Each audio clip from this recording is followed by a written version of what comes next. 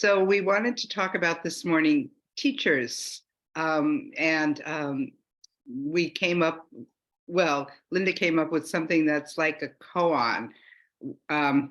We can talk about what a koan is in a moment, but let's just say a puzzle, which is how do you find the middle between one teacher and no teacher?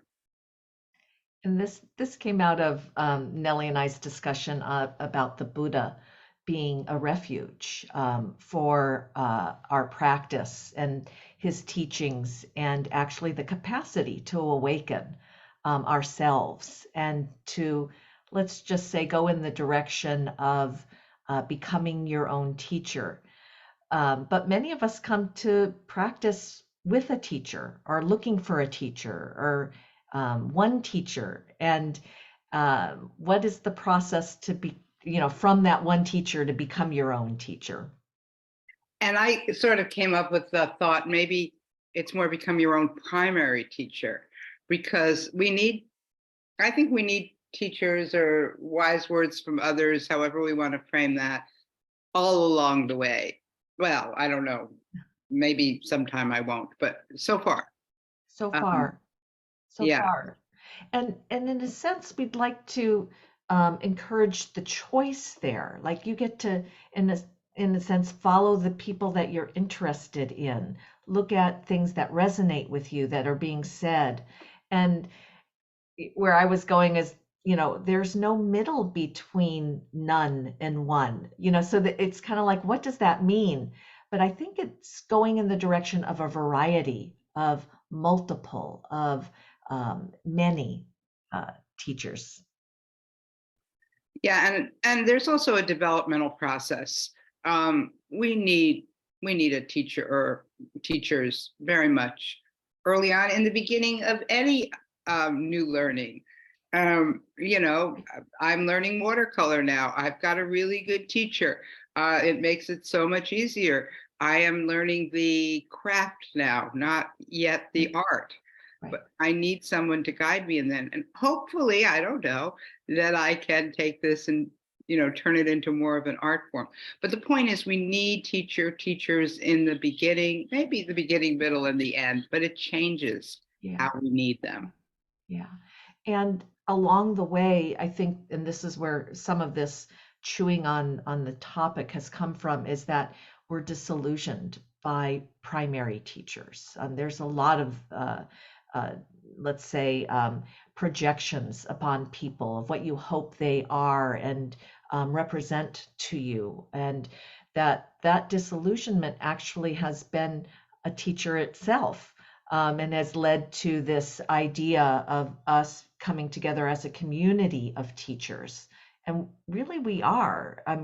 People who have been studying this practice for a long time become a teacher for others as well as a teacher for themselves, just by default. And that could be more that they've done the mentorship program with you and really trained to be a teacher, or it could be more casual than that, that they say something to when they talk to one another, and these become teachings for each other. Right. So it Right. works both, and it works many ways, really. Right. And that is how we run our events. That's how we set things up, is so that people can learn from each other. And one of the things that's been working really well, especially on this retreat, is going into triads in the evening and having a small group of people that you can really have an intimate conversation, in-depth conversation about on a specific topic. And that seems to really be flourishing in our Sangha right now. Yeah, and on the retreat, people get a half hour, but we're going to give people 10 minutes because that's what we have to do that at the end of today's daily online time, our hour together. But also, when you talked about becoming each other's teachers, we also designate a clear teacher, facilitator, however you want to think about it, for every event. Well, not our affinity groups, we'll get to that. But for, every morning there, we have a spreadsheet, and there is a teacher on it, and there is a host on it, and we hold the structure. Right. And that's necessary. Right. It's just that what do each of us make of the person holding the structure? Right. um, and what do we make when we are holding the structure? It's a kind of role that we're going into that has a certain responsibility and care. And I think that each person is developing that and can, in some ways, again, make a choice to want to do more of that or to want to stay in the background and really still be figuring out, is this approach, this kind of way we're taking the Dharma, is it a good fit? Is it something that you really want to be more invested in, or is it something you want to take a back seat in? You talked about disillusionment, Linda, and and that is certainly one way it often goes. But I'd like to sort of note another way, which is you've learned what you can learn from this teacher. It's just kind of worn out, or not Mhm. worn. It could be worn out, or it could be just like, okay, it's time to learn Yeah, differently in a yeah. different way. That this is we've hit as I've gone as far as I can go here, and that's another way it could go. Right, partings aren't always traumatic. Right? Or even sweet sorrow. Or even sweet sorrow.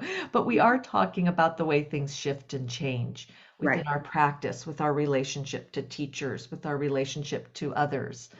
And we tend to give a lot of independent time for that to develop slowly for people. And you might even not know how it's going to go for you in this kind of mix of, what do I do next? Who do I follow?